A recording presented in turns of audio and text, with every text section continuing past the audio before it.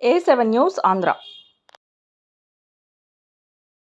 మంత్రి పార్థసారథి గారి స్ఫూర్తితో విజయవాడ వరద బాధితులకు సుంకొల్లు గ్రామస్తుల సహకారంతో సేకరించిన బియ్యం 5 కేజీల బ్యాగ్స్ 500 మందికి మరియు గోగిన సత్యనారాయణ అనురాధుల కుమారుడు కార్తీక్ ద్వారా 1000 దుప్పట్లు 1000 టవల్స్తో కలిపి పంపిణీ నిమిత్తం నూజివీడు మండలం సుంకొల్లు గ్రామానికి చెందిన టీడీపీ మరియు బీజేపీ నాయకులు గోగిన సత్యనారాయణ, దొప్పలపూడి సాంబశివరావు, నెక్కలపు వర ప్రసాద్వీరావు, కోనకళ కోటేశ్వరరావు, నెక్కలపు కృష్ణారావు, బాగోలు సురేష్, దొప్పలపూడి చంద్రశేఖర్, సింహాద్రి వెంకటేశ్వరరావు, పల్లెపాము ప్రసాద్ తదితరులు మంత్రి కొలుసు పార్థసారథి గారి ఆఫీస్ నుండి విజయవాడ నగరంలో వరద బాధితులకు పంపిణీ నిమిత్తం పంపించారు. విజయవాడలో ప్రకృతి సృష్టించిన విలయంకు స్పందించిన మంత్రి పార్థసారథి గారు అందించిన స్ఫూర్తితో ఈ కార్యక్రమం చేపట్టినట్లు సుంకొల్లు గ్రామ నాయకులు అన్నారు.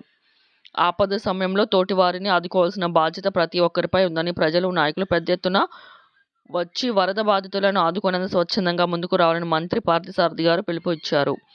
నియోజకవర్గం నుండి మరింత మంది స్వచ్ఛందంగా ముందుకు వచ్చి విజయవాడ వరద బాధితులకు చేయూత ఇవ్వాలని, సహాయక చర్యలు చేపట్టాలని విజ్ఞప్తి చేశారు.